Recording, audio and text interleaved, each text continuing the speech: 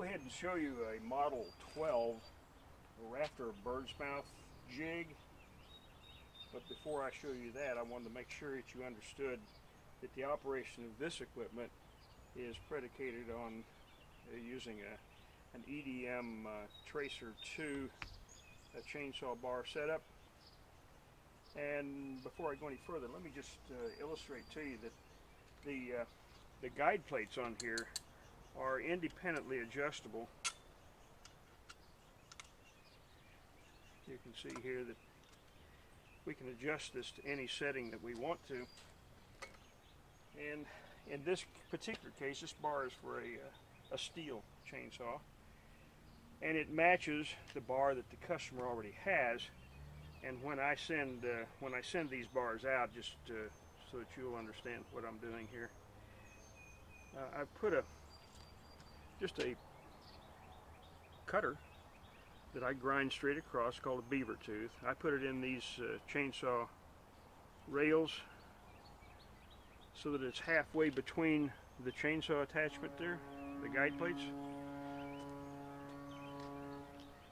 And then it's just merely a question of, I don't know if you can see this, your cutter tooth is down in there representing a full chain loop, and then this gauge is pushed down to where it hits the top of that cutter tooth,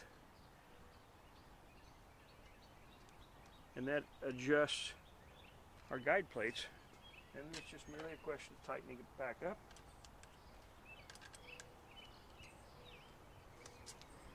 And it's adjusted. When I send these bars out, I put a little label on there. It's already adjusted to where this edge goes down. So it all starts with the EDM Tracer 2.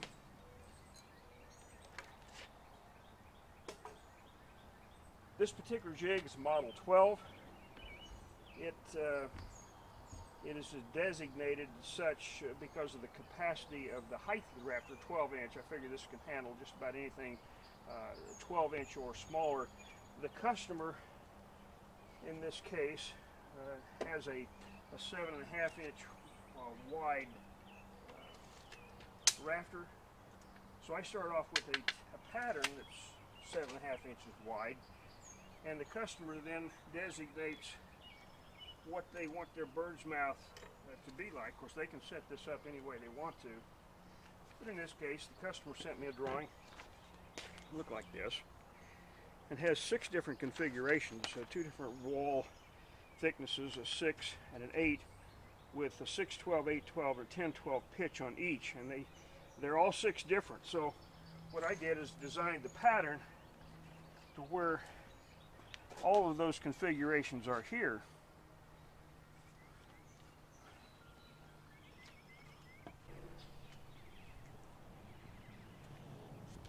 The customer specified that I set the jig up for an 8 inch log wall at 10/12 pitch.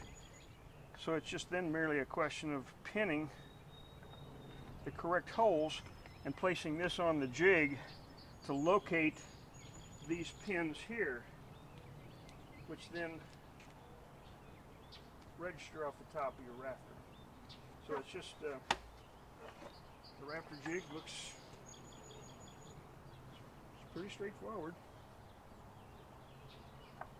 It just sits down over your rafter. If I'm afforded the opportunity, what I like to do is go ahead and have this jig set up, ready to go. It's set up to where this is a perfect 90 in this particular case, and the wear surfaces here, of course, are replaceable, but your notch accuracy is not going to be any better than the accuracy of the jig.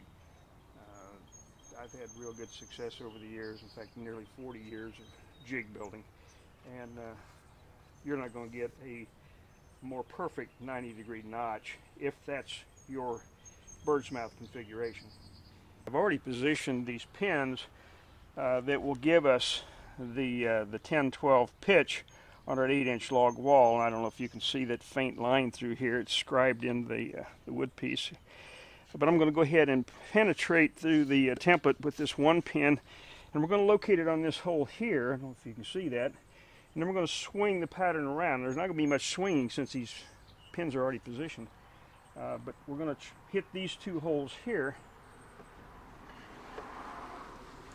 And I can already feel that that pin is in that hole. There's not much movement here because these pins are already aligned, but then that second pin goes in the second hole. That's what would allow these pins to be positioned to give the jig the correct pitch that the customer wants. So once the jig is set up, you set up both sides the same. Then the template here goes back hanging on the wall. One of the things that the any jig will provide to the operator is that you don't have to lay out all the intricate lines on the workpiece itself. It's all controlled by the jig. If the customer tomorrow wanted to go and provide some rafters for a 6-inch thick wall, same pitch, then you come down here and select these lines. And you can probably already begin to see the birdsmouth positioning on the log. It has all this flexibility, so this pin template will provide the correct angle on which to set the jig up. These pins that connect both the side pieces of the jig can be changed for different widths. I mean, we can go up to a 12-inch wide piece of material if we had to. But I wanted to design the jig such that it's compatible with the customer's existing saw equipment, and you can see that the guide plates here rest on the wear plates, and that will allow the customer to take the equipment he already has and use it in conjunction with this new piece of equipment.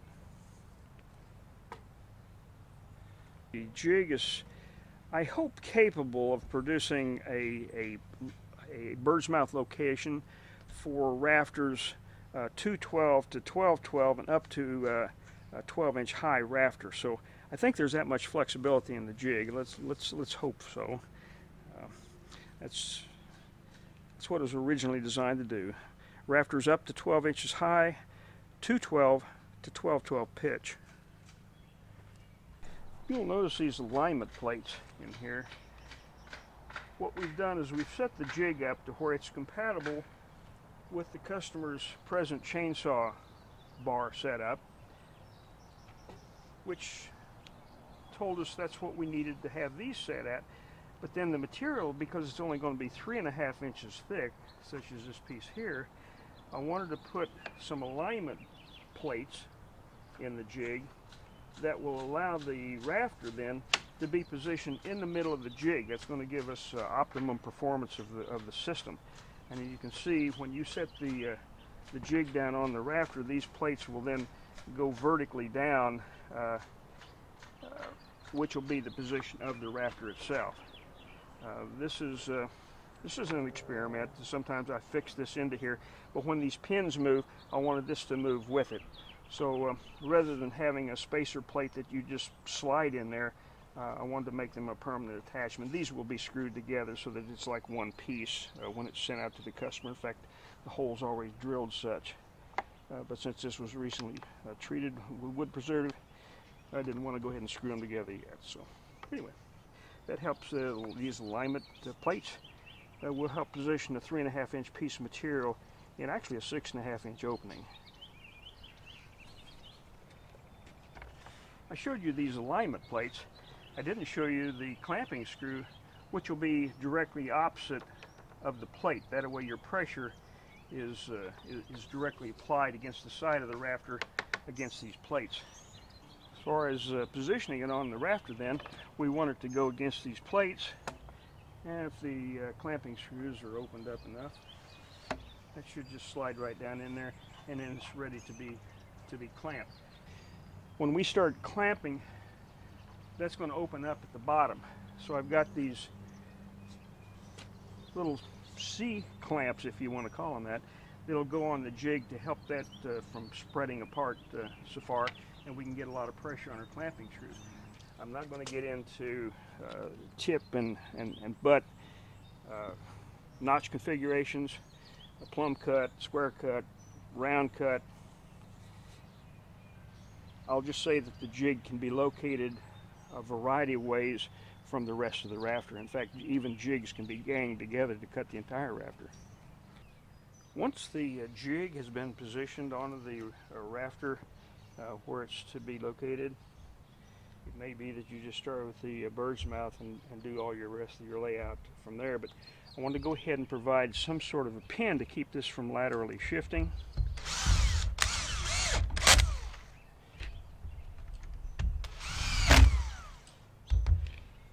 And that was with the clamps just barely snug enough on the sides to where they will help locate that jig. Then we can safely flip this thing over. And I wanted to finish clamping because I didn't want these sides to be spreading. So like I said, I've made these little these little C-clamp things here that go in and will now allow some additional pressure to be put on these side clamps, and they're out of the way in this case. In some of the rafter configurations, this rafter even comes way down at the end, so this is a work in process, and we'll just have to see how that works. But you can begin to see how all the parts work. On one side of the jig, we've got our alignment plates. And again, that's just to center our workpiece, whatever it would be, in our opening, whatever that will end up being. And this is the dead side. There's no clamping done on this side. It's all done on the other side. And you can see it's pretty much a centralized location of the rafter itself. We've got our two clamping screws over here on this side. Again, those lengths are just arbitrary. This jig could literally be 12 inches wide if we wanted it to be. This is an extra pin down here just to give some stability to the jig open area. And you can begin to see now we're ready to start cutting. The weight of the jig is 12 pounds. That's with everything as you see it. I did not weigh these little C-clamps in with that, so you might say 13 pounds, but it's fairly lightweight.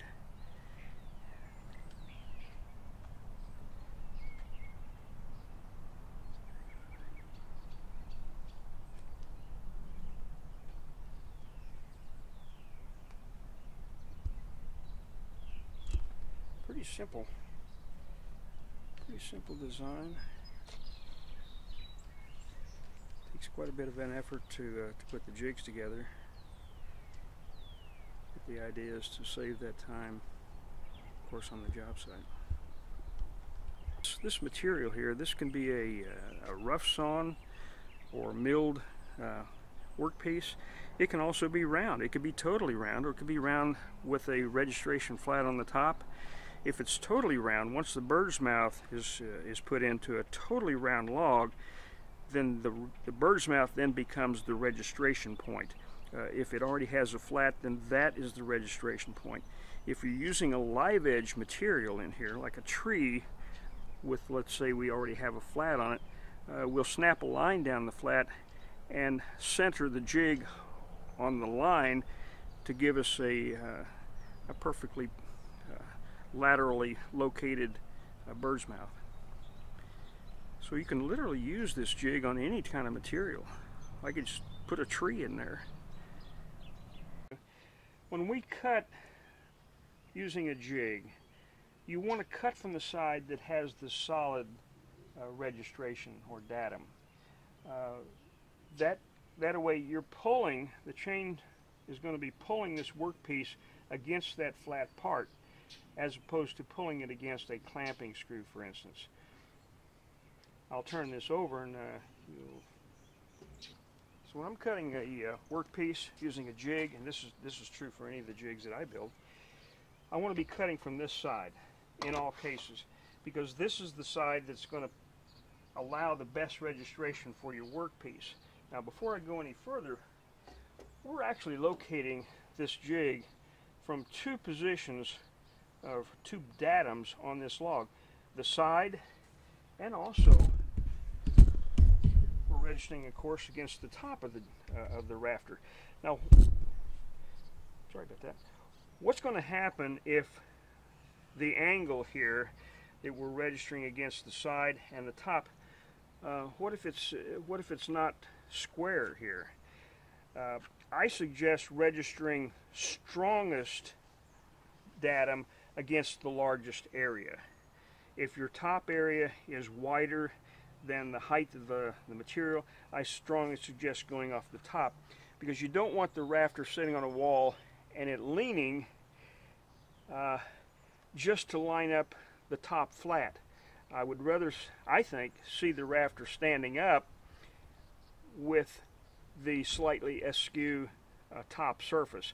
And again, if the rafter is real wide, then we're going to be pretty much forced into keeping that top level and compensating with additional work to try to accommodate an out of square workpiece.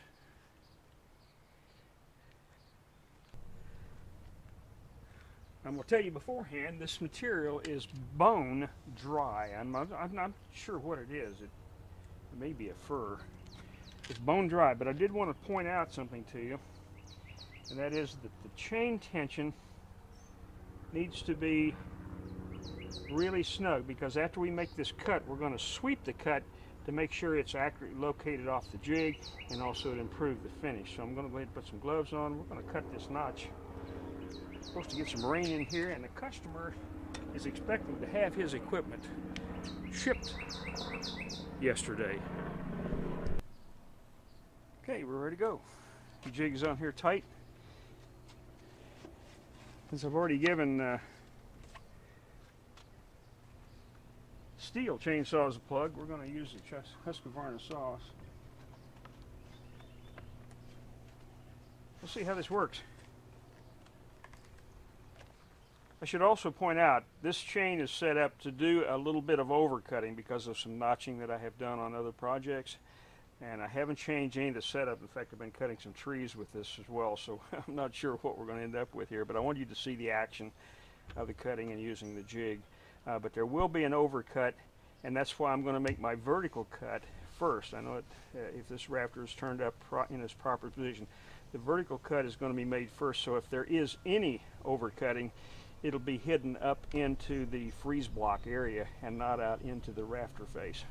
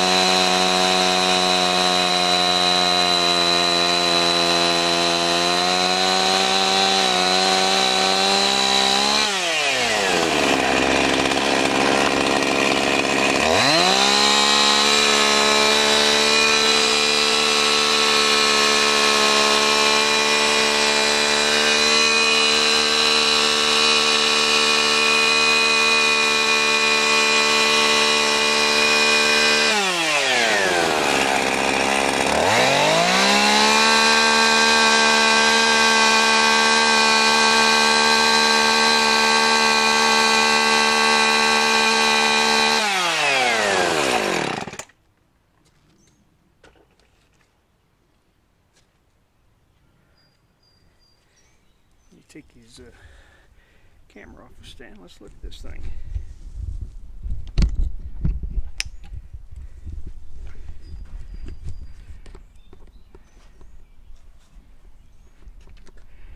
Get a little bit of the finish up there on that side. Now I'm telling you, this wood is hard as nails.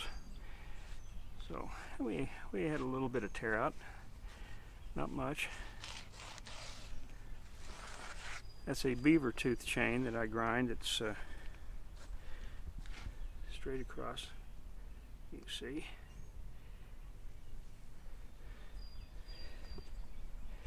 I grind and sell the chain.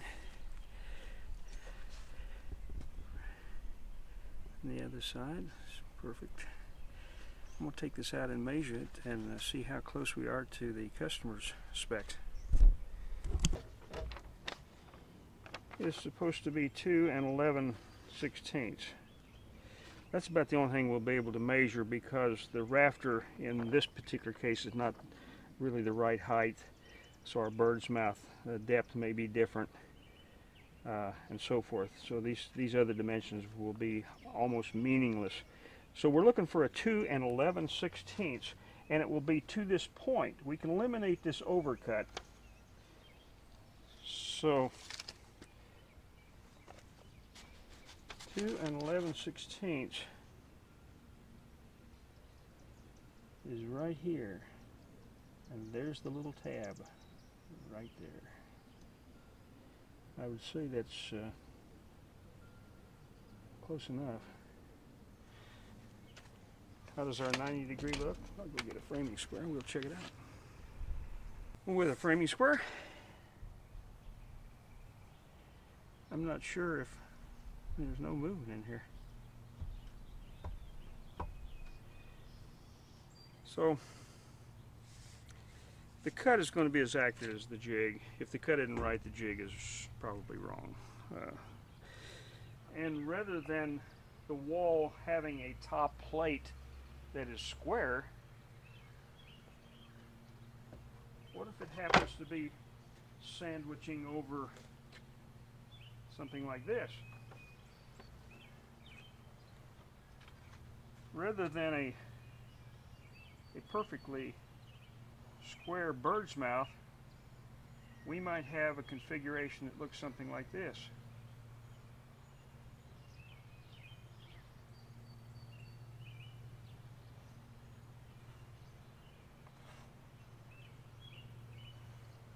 And the template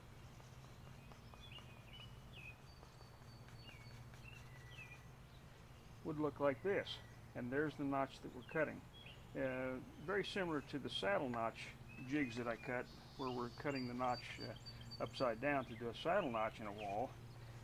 It could very simply be something like this. We could have, rather than putting the two features of the tongues in there, we could just make it one large one, so that when the rafter, here's your rafter,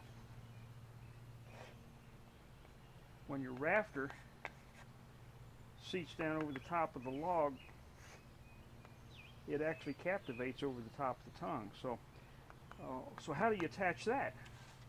Well, the jig is already designed with that in mind. If you'll remember back when we were locating the alignment pin template, we used these two holes. Well, this hole here is already in the jig to accommodate a pattern that would fit on here. These would either come off, or I'd make a little insert to fit on this shoulder. It's called a contoured shoulder pad. I do this even on my dovetail jigs for rounded dovetail logs.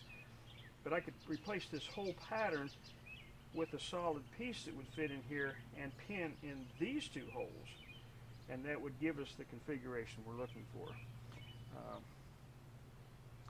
With that be the case, the pattern would stay the same, and simply the alignment pins would move depending on the pitch. If it's fitting over the same log wall, in this case a square plate, if it's fitting over a rounded feature, we just change this pattern into fit that rounded feature, or rounded log wall profile.